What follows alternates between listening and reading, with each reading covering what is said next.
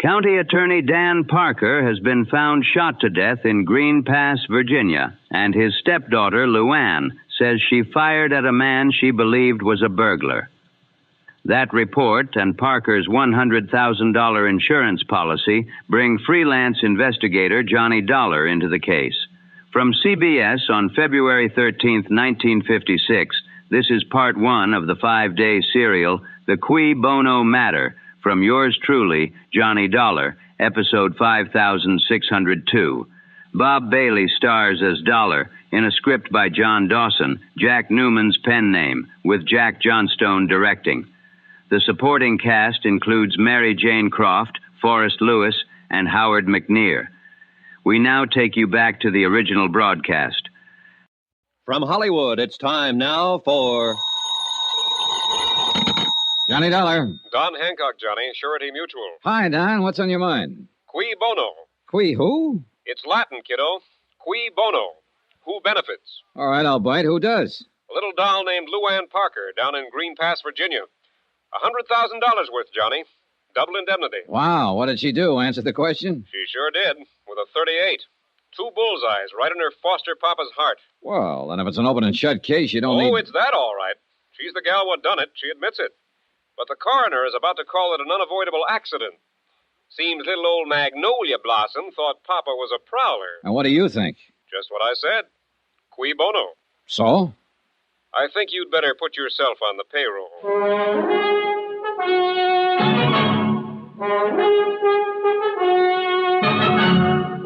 Tonight and every weekday night, Bob Bailey in the transcribed adventures of the man with the action-packed expense account, America's fabulous freelance insurance investigator. Yours truly, Johnny Dollar.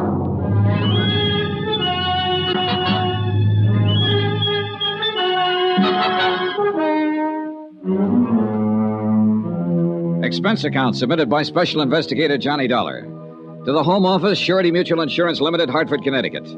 The following is an accounting of expenditures during my investigation of the Cui Bono matter.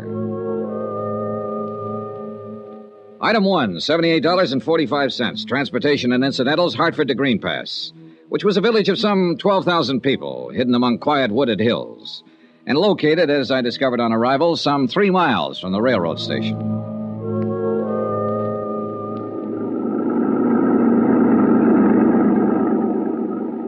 Nice weather we're having. Yeah, it's fine. You from New York? Well, near there, Hartford. Bet you ain't been having weather like this up there. No, it's been pretty cold. You say your name was Dollar? Yeah, Johnny Dollar. I'm Jake Deagley. You here on business? That's right. Well, I wouldn't count on finding much here. Green Pass is what you might call a one-horse town. 1 hotel, 1 bank, 1 taxi, that's me, 1 newspaper. And 1 county attorney. Yep, just 1...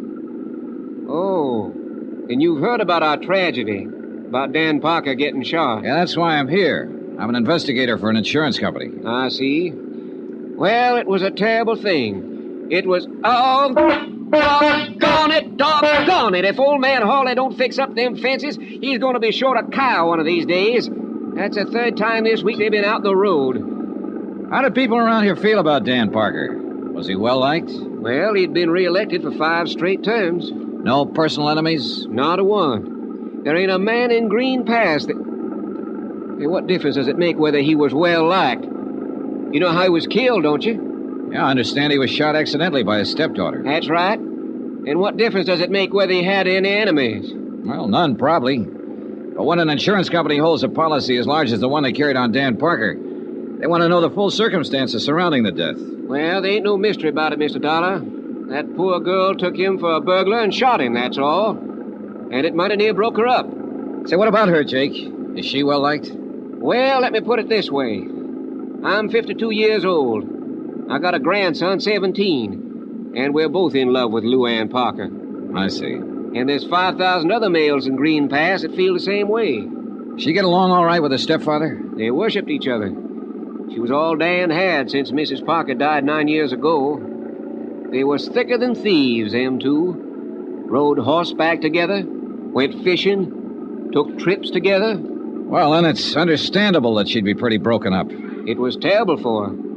She went clean out of her mind when she realized what she'd done. So tell me, was Dan Parker a wealthy man? No, fairly well-to-do for these parts, but no ways wealthy, the way you'd think of it in New York, for instance. Then I imagine the Parker girl would think of $100,000 as being a pretty sizable fortune. Mr. Dollar, let me give you a little advice. Oh?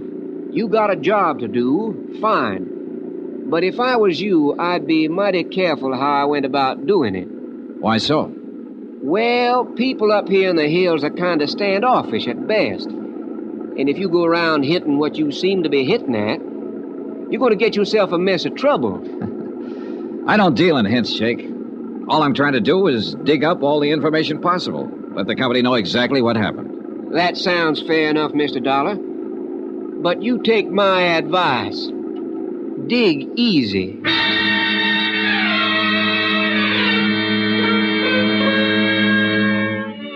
Jake Digley's one-man taxi service dropped me off at the town's one-man hotel. I signed in, left my bags, and did a quick resume of the case which Don Hancock had given me in New York. I tried pumping the hotel proprietor, but when he found out who I was, he frosted up like a mid-julep on a sultry day. But he did tell me I could find the sheriff across the square at the town's one pool room. It turned out to be a one-man place, too. And at the moment, Sheriff Jim Peterson was the one man.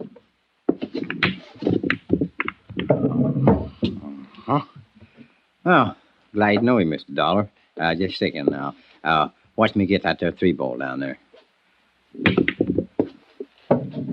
Good shot. No, that was a setup. You couldn't miss one like that if you wanted to. Got something on your mind, sir? Yes, I'm an insurance investigator. I'm here in connection with the Parker case. I'll see. Doggone it. Well, I don't think I'd call it a case exactly. It was an accident.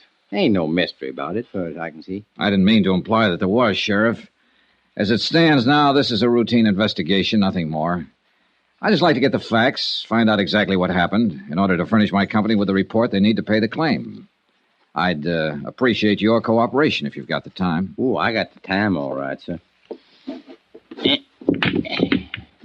How much you know about it? Well, not much. Dan Parker, as I understand it, was your county attorney here. His stepdaughter, Luann Parker, who is the beneficiary under our policy, mistook him for a prowler, shot him, and killed him. Well, that's about it. Well, the thing happened 3 nights ago. Dan been up to Richmond on business. He come back in on a midnight train. He walked down from the station. Walked 3 miles at that time of night? Well, it's a little over 2 to his place. It's outside of town a ways. Well, that's still quite a walk. Why didn't he call this taxi driver, Jake Digley? Yeah, well, he probably did try to, but Jake wasn't expecting any business, so he took a night off. He was out at Happy Hollow. See, that's a kind of a roadhouse about 5 miles up the highway. Does Dan's daughter have a car? Yeah, she does.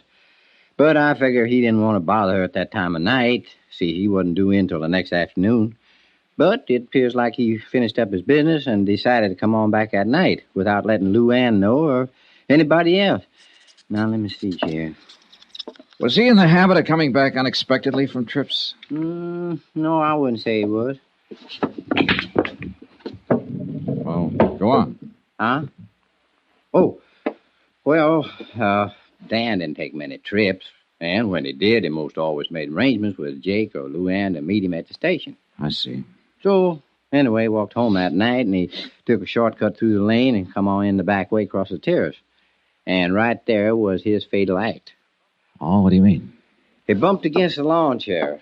And the sound woke up Luann. Then she heard him fumbling with the lock of the back door and heard him come on in the house. She took a .38 pistol from a drawer of her night table and went to the head of the stairs. When she heard him start up, she fired twice and killed him. Mm-hmm. Were there any lights on in the house? No, she was afraid to turn on any light. And I reckon Dan was trying to keep from waking her up. 2 shots, 2 bullets in the heart, firing down a stairway in pitch darkness. That's pretty good shooting, Sheriff. Oh, well, she can outshoot me, Mr. Dollar. And I'm known as one of the best in these here parts. Who taught her? Well, Dan taught her himself. He figured the girl ought to be able to protect herself. So tell me something, Sheriff. Did she have any reason to think it might be a prowler? Have you had any trouble of that kind around town? Oh, 3 weeks ago, there was a house broke into over on the south side, and twice since then, Dan called me in the night to come out and take a look around his place. Oh, why? Well, seems Luann thought she heard somebody trying to break in. And did you find anybody? Nope. Was Luann alone in the house the night of the shooting? Well, Mary Jackson was there. Who, Well, she'd been housekeeper for the Parkers for the last 15 years. What's her version? Same as I told you. She heard the shots, saw the lights in the hall come on, and heard Luann scream, "Father." How did the girl and her father get along? Well, couldn't have been any closer. She pretty broke up about it. You talked to her yet, Miss Dollar? No, not yet. No, I didn't think so. What's that supposed to mean? Well, I mean, if you had, you wouldn't be asking a lot of these questions. Or at least you wouldn't be asking them in the way that you are. What way, Sheriff? Well, like you figured the Parker girl was actually guilty of something. Well, she did pull the trigger, didn't she? And with sufficient reason. She was nervous. She'd heard prowlers around before, or at least thought she did, which adds up the same thing. She thought she heard somebody break in. She knew she couldn't count on Mary for any help. She had a gun, knew how to use it, so she got up her courage and done a natural and normal thing. She used it. And she'll regret her mistake the rest of her life. Yeah. That's the way the picture seems to work out. At the moment, at least. You got any reason to doubt it? I get paid to doubt things, Sheriff, until I satisfy myself that there's no reason to doubt them. And that's all I'm trying to do. It's all the insurance company expects me to do. I'm not out to pin anything on this girl or to get out of paying her claim, provided it's legitimate. It is.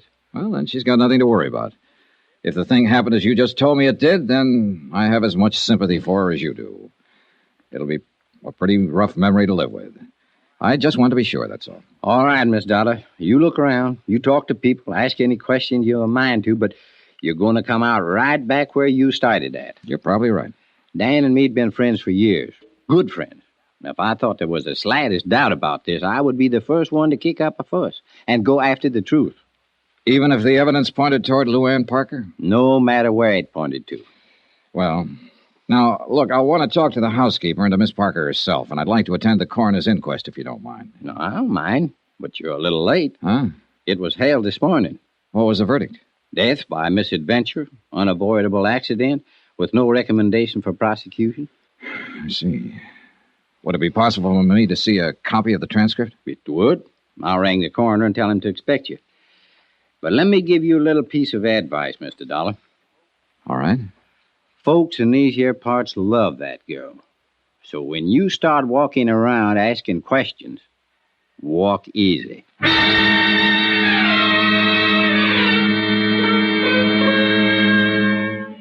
I went over the coroner's report and found nothing. Luann had been called as a witness and appeared to have answered all questions in a frank and a straightforward manner. I checked her school record. She was regarded as an unusually bright girl and had stood at the head of her class all through high school. She'd been elected cheerleader in her junior year, won the lead in the class play, had been chosen queen of the senior prom. She was the town's darling. They worshipped her. And I could see that casting any aspersions on her would be like an attack on the crown jewels. I began to feel like a peeping Tom, like a louse, like I was wrong. And yet, cui bono? Who benefits? 2 bullets in a man's heart and a $100,000 payoff. I had to be sure.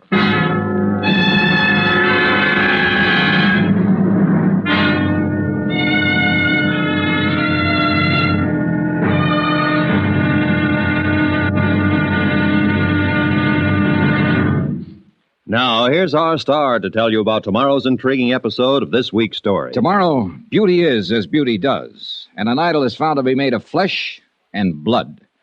Join us, won't you? Yours truly, Johnny Dollar. Yours truly, Johnny Dollar, starring Bob Bailey, is transcribed in Hollywood. Written by Les Crutchfield, it is produced and directed by Jack Johnstone. Be sure to join us tomorrow night, same time and station, for the next exciting episode of Yours truly, Johnny Dollar. Roy Rowan speaking.